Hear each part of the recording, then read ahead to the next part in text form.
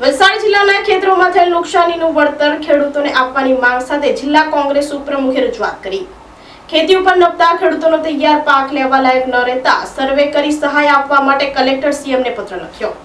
વલસાડ જિલ્લામાં ભારે વરસાદથી કપરાડા, નાના પોંઢા, પારડી સહિત જિલ્લાના ખેડૂતોના પાકને ભારે નુકસાન થવા પામ્યું છે। ડાંગરનો પાક હોય કે લીલા શાકભાજી, કઠોળ શેરડીના પાક અનિયમિત વરસાદને કારણે બગડી જવા પામ્યો છે। જે સંદર્ભે વલસાડ જિલ્લા કોંગ્રેસ સમિતિ ઉપપ્રમુખ વસંતભાઈ પટેલે ગુજરાતના મુખ્યમંત્રી તથા વલસાડ જિલ્લા કલેક્ટરને પત્ર લખી ખેડૂતોને સહાય આપવા રજૂઆત કરી છે। તેઓએ જણાવ્યું હતું કે ખેતી ઉપર નપતા ખેડૂતોના ખેતરોમાં વરસાદી પાણી ભરાઈ રહેતા તૈયાર થયેલા પાક લેવા લાયક ન રહેતા આર્થિક મુશ્કેલીમાં મુકાયા છે।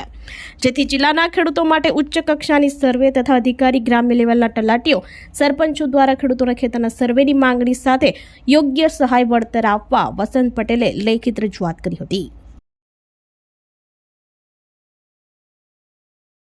જિલ્લાની અંદર અતિ ભારે વરસાદથી માનનીય ગુજરાત રાજ્યના મુખ્યમંત્રી શ્રી ભૂપેન્દ્રભાઈ પટેલ સાહેબને એક લેટર દ્વારા વલસાડ જિલ્લાના સમગ્ર ખેડૂતો, કપરાડા તાલુકો હોય, નાના પોંઢા તાલુકો હોય, પારડી તાલુકો હોય, દરેક ખેડૂતોને ઉચ્ચ કક્ષાના સમિતિ દ્વારા અધિકારીશ્રીઓ, પદાધિકારીશ્રીઓ, તલાટી કમ મંત્રીશ્રી ખેડૂતોને સાથે રાખીને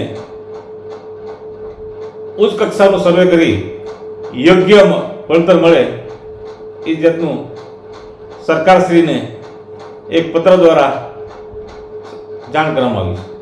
આપણી સંકલ્પ ન્યૂઝ ચેનલને સબસ્ક્રાઇબ અને લાઇક કરો, બેલ આઇકન દબાવો જેથી આવનાર ન્યૂઝ અપડેટ્સની નોટિફિકેશન આપના મોબાઈલ પર સૌથી પહેલા પહોંચે। Like, subscribe and share the video.